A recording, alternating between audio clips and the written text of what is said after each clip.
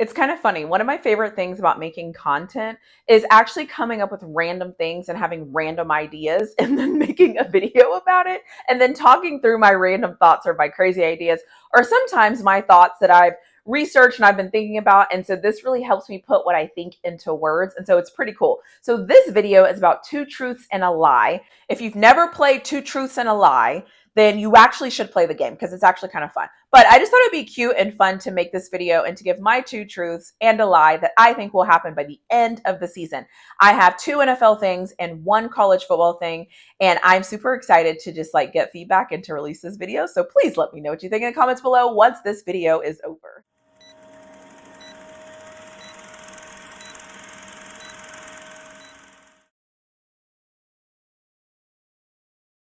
So I cannot even talk today. When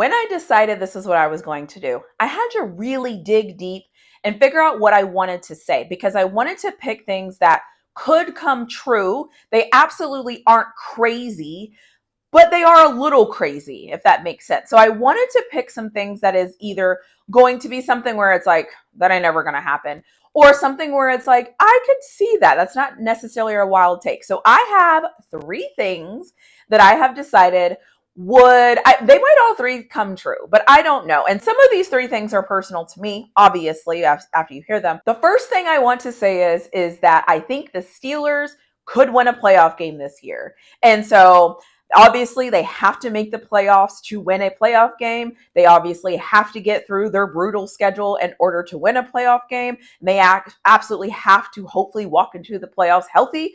But I think this year might be the year the Steelers win a playoff game. Now, if you know how two truths and a lie work, usually one of these things just doesn't happen and two of these things happen. And so if the Steelers win a playoff game this year, this will end up being a truth. If they do not win a playoff game this year, this will end up being a lie. So my first thing that I want to say is that the Steelers are going to win a playoff game this year.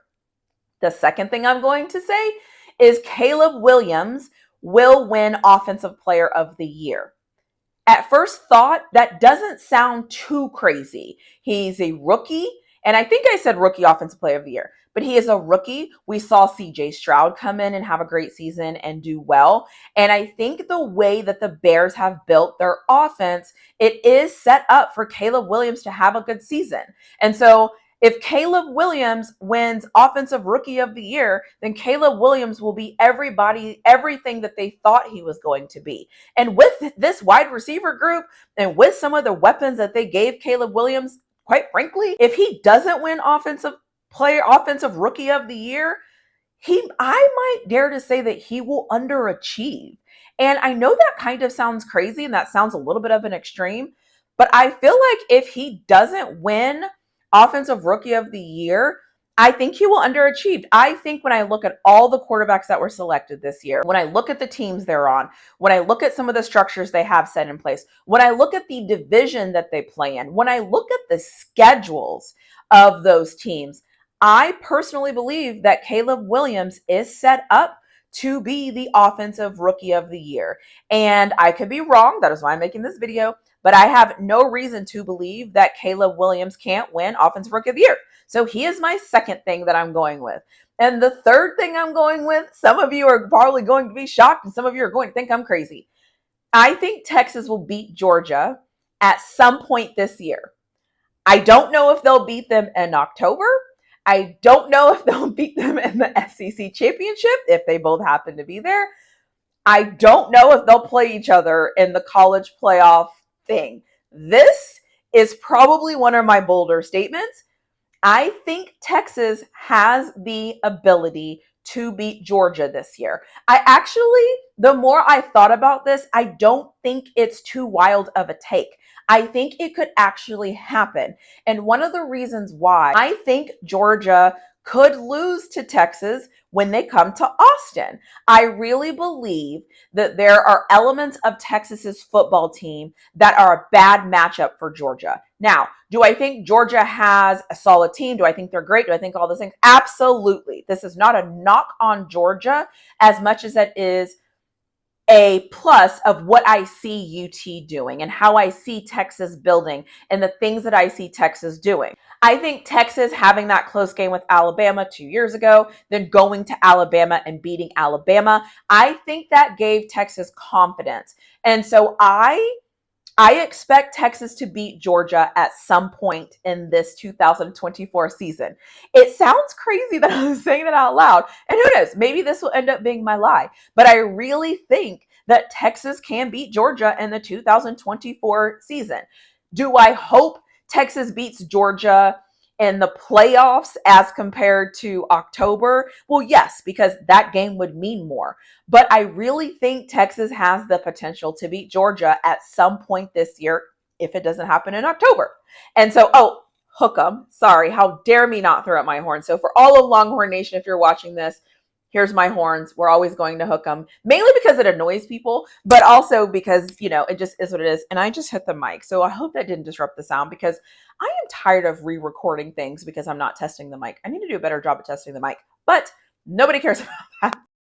Sorry about the tangent, but seriously, these are my prospects for 2 truths and a lie. I actually hope I get this wrong, and I hope I have 3 truths and no lies, but usually how this game works, if you've ever played this game, usually something ends up being a lie. And so just to recap, I have the Steelers winning a playoff game as one of them. I have Caleb Williams being the rookie offensive player of the year in the NFL this year, and I have Texas beating Georgia this year in football. And I set these up very strategically so that once the season is over, I can do almost like a recap or like a follow-up to figure out where I was right, where I was wrong, what happened, what didn't happen, what did I over guesstimate, what did I get right, and just to see what is happening. And so who knows? Let me know what you think in the comments below. How many of these do you think are wild takes? How many of these do you think, okay, you know what? I can actually see this happening. Or how many of these are you thinking, this woman has lost her mind.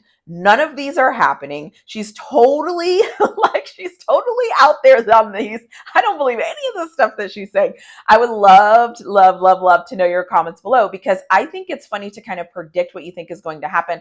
And let's be honest, historically, I suck at predicting things that are going to happen when it comes to sports. As far as winning and losing, I can usually predict little things here and there, but I'm usually not very good at predicting like big games and things like that. And so I'm kind of interested to see how this plays out. But don't forget to let me know what you think in the comments below. I am so fascinated to hear everybody's opinion. And as the football season is approaching, congratulations, we made it. Football season is back. We are in full effect. We're getting news. Our timelines are all filled. And I'm excited for this next stage of the season. And I cannot wait for August the 29th to kick off so that we can start watching some real football that matters.